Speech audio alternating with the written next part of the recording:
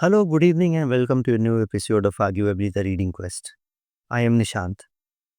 So, in this video, I'm going to talk about some of the beginners friendly books that will force you into reading, that will initiate you into reading. When I look back and I think that, what are the books, if, I have to jot down that have forced me into reading. So, invariably, some of the titles there are that come to my mind. And I believe, these are the titles that have forced me into reading. Although I did a book, I did a series on an episode on what are the books that beginners should read. But I'm just slightly tweaking the title this time to help you out, all those novice readers who are out there watching my video and who really want to initiate themselves into reading. And because there is so much to read that sometimes we end up being overwhelmed by the plethora of suggestions that social media throws at you. So when I look back, I think, well, these are some of the books that have initiated me into reading. And I was never a reader of a kind. I was never a reader. I was hardly interested in reading beyond school textbook and just for exams. uh, I never read for pleasure. I mean, I'm talking when I started as a reader, some 25 years from now. So these are the books that helped me, become the reader that I am today. So I have all the rights to assume that, these are the books that will help you. They're very beginner friendly books. So my earliest memory, I'll be showing you, six books here you can see that will help you initiate as a reader, will throw you into reading, catapult you into reading. So, my earliest memories of reading goes back to first watching R.K. Narayanan's Malgoodi days at Doordarshan, Swami and Friends, and then much later after that, I started, reading uh, the Malgoodi Landscapes, and then eventually reading guide. So, Malgoodi Landscapes is one writing by R.K. Narayanan, India's foremost writers of English language, and the pillars of Indian English writing in India. A man who should have been awarded a Nobel Prize in Literature. Very simple, very lucid at the same time. You'll feel as if there is, a real Malgudi, not a fictionalized Malgudi. And as if you'll feel there exists a Swami, and as if you'll feel the Raju the guide still waits at station, uh, at Malgudi station. And they have all their joys and sorrows and pain and suffering. Very real, very real. So Malgudi Landscape is, very enchanting book that you will find and uh, hooked to. So this is one book that is highly recommended.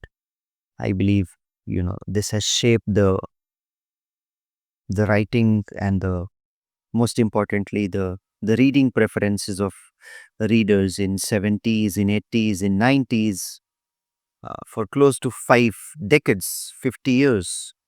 So I assume this is one book that is indispensable for the beginners, of course, and for the mature readers as well. If you want to reread it, why not?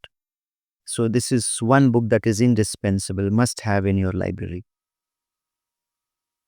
Another book, and that comes from the heartland of the Western literature and culture, is none other than Aesop's Fables. We have all been reading Aesop's Fable in our childhood days in school, but you can buy this Aesop's Fable, the complete fable, published at Penguin. The translation is fantastic, and uh, you know the writing style is, of course, it's very stylish. Aesop's Fable. So Aesop's Fable is one book very culturally important, I'll say. Linguistically simple, but ideationally profound. Lot of proverbs and metaphors, that are floating in English language and culture. you'll find here, which can hardly be attributed to Aesops, but they are very much of Aesops. So, Aesop's Fable, for example, uh, just to tell you, for example, the old man and death, uh, the plowman and the dog, for example, the horse, the ox, the dog, and the man, the story of the horse and the ass, the horse and the groom. For example, the dog, the cock, and the fox. This is one story which we have always been, we have grown up reading in our school textbook. And then with every story, there is a explicit moral stated at the end. For example, the hare and the fox, the lioness and the vixen. Sometimes the stories are, two-line stories. For example, in this case, the lioness and the vixen. A vixen criticized a lioness for only ever bearing one child. Only one, she said, but a lion. I again repeat, there's just two-line story. A vixen criticized the lioness for only ever bearing one child. Only one, she said, but a lion. And the moral of the story is, do not judge merit by quantity, but by worth. It's just a two-line story, you see. The hare and the fox, the royalty of the lion, the aging lion and the fox, the wolf and the wolf and the young lamb taking refuge in a temple, the wolf and the old woman. So all these story, I think this is something that will be the finest introduction to English language, and please buy it at Penguin Classics. Not those children's story books. The translation is not, you know, the paraphrasing is not good. I will not suggest that. If you really want to, initiate yourself into English reading, please go for this one at Penguin. You may buy it at Oxford as well, but I'm not sure whether Oxford University Press has published it or not, but this is definitely. And this is a definitive edition, the first translation into English of the entire corpus of 358 fables. So this is an entire corpus of 358 fables. Another name that comes to my mind uh, during the very initial days of my reading, a very iconic filmmaker, but most of us know him only as filmmaker, but not as a storyteller. This time I'll introduce Satyajit Ray, not as a filmmaker, but as a writer of some of the finest short stories that India has ever produced. So this is again at Penguin, the classic Satyajit Ray, the best of Satyajit Ray. With its quintessential, Bangla flavor, you'll feel as if you're roaming around in Calcutta and, uh, timeless stories are there. So this is a collection of, 49 short stories. So you can dabble with some of the short stories. Very amazing and highly recommended. I stumbled upon this book during my initial days of reading by chance. And since then, I am hooked to this book. This is such an amazing, and some of the very popular like Feluda Mysteries or The Adventures of Professor Sonku or, The Hungry Septopus, Patol Babu, Big Bill, Film Star, Indigo, all these stories are there. So, this story telling by none other than Satyajit Ray, an iconic filmmaker. All of us have known him as a filmmaker, but I assume, his writings are so beginner friendly writings. And you can vouch for it because, coming from Satyajit Ray, and you can wear it as a badge of honor that yes, you have read Satyajit Ray. One of the most loved short story children writers from India. I hope you have guessed it right. It is Ruskin Bond. Ruskin Bond, Notes from a Small Room, this book. This is a simple exercise on quiet life. What does it mean to live quietly? A simple, serene, quiet life. Notes from a Small Room by Ruskin Bond. The prose are very lucid. No big and pompous words are there. And, Observations of day-to-day simple, serene, and lucid life in mountains are recorded by none other than Ruskin Bond. So this is one book that I highly recommend. And here is what Ruskin Bond says: it is the simple things in life that keep us from going crazy. Ruskin Bond writes in this enchanting collection of essays, a celebration of uncomplicated pleasures of life well lived. So this is a kind of, a good philosophy of living. So you'll find many, philosophical musings, a lot of contemplation here in this. And he has been awarded a Sahitya Akademi Award as well. But more than Sahitya Akademi, I mean, he is, an institution in himself. And the back cover reads, I have made a small bench in the middle of this civilized wilderness. This is my favorite place.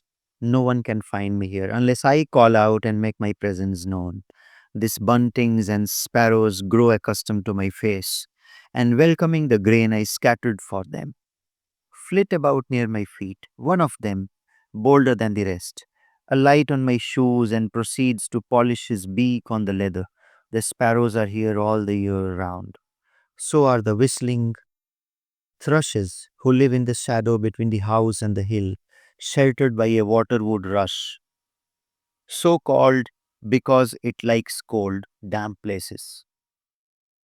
So you see sparrows, I mean, you will find a lot of portrait, a lot of intimate photographs of a life gone by. For example, house sparrows have become extinct, especially in Delhi. So sparrows were so ubiquitous in Delhi, but house sparrows have gone.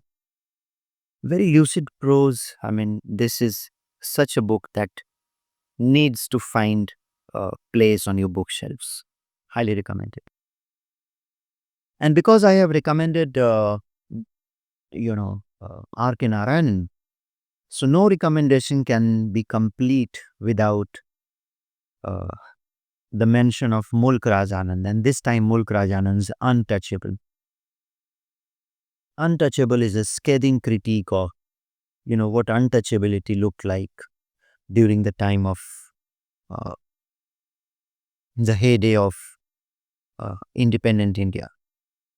So it's a story uh, about a young man called Bakha. He's an outcast in a system, and this is just 12 hours, story of uh, in the life of Bakha, the young man. He goes out, he was a manual scavenger, he comes in after the days of tiring work and humiliation. A scathing critique on the caste system, a scathing critique on, the Hindu ritual purity, a scathing critique of, what India, have done to, the Dalits and the marginalized and all such people whom, we can hardly call human in the middle of, all the prosperity and the talks of, the great civilization that India is, or India was supposed to be. So, I mean, with lot of vitality and richness, you will find Mulk Raj Anand describing Untouchable. The prose is very simple, very lucid. And again, Mulk Raj Anand is one writer where, uh, he has been known as one of the foremost English novelists who has established English novel as, one of the genres in India. And the last book of this series, which I read, a little later than these books that I suggested, and my first introduction to German literature, and what a writing! For the first time, I saw that what a joy reading could be. What writing can do to you. I mean, I do not mean to say, and this is in no way a value judgment that these books cannot do and this book can do, but because this I have read a little later in my life, and that has initiated me to explore more about German romanticism, existentialism, and then came Dostoevsky, and then came Tolstoy, and other the European canon. So it opened me. It was a window for me to the European canon of literature. and very lucid, at the same time psychologically intriguing. Yes, I'm talking about none other than Hermann Hesse, but this time I'm not recommending Siddhartha. This is Narcissus and Goldman by Hermann Hesse. I have done a separate full-length video on Narcissus and Goldman.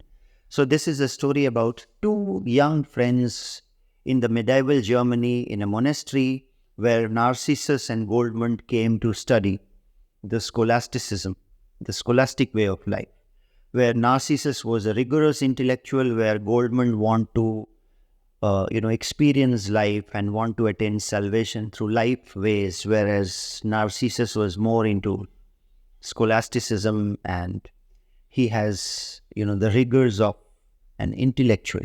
He wants to live a monastic life, whereas Goldman wants to break free. And this is a psychological portrait by a master storyteller of 20th century German fiction. So, and then this book forced me to explore, other similar fiction by the same writer and, similar fiction by other writers. And then came Dostoevsky, and then came, Albert Camus and Kafka and Tolstoy and Somerset Maugham and, Robert Musil and other German modernists. But this was one book that catapulted me into the Western canon of literature. So guys, these 6 books, highly recommended. I hope, you will, enjoy reading. These are very beginner-friendly books. Please do let me know, whether they have helped you out in reading or not. I have all the rights to assume if they can help me, they will definitely help you too in reading. I hope you have enjoyed the video. If you have still not liked, shared and subscribed my YouTube channel, arguably The Reading Quest, please do that. Please press the bell icon, and you can follow me at Instagram as well by the same name, arguably The Reading Quest. Happy reading, guys. Thank you, all of you.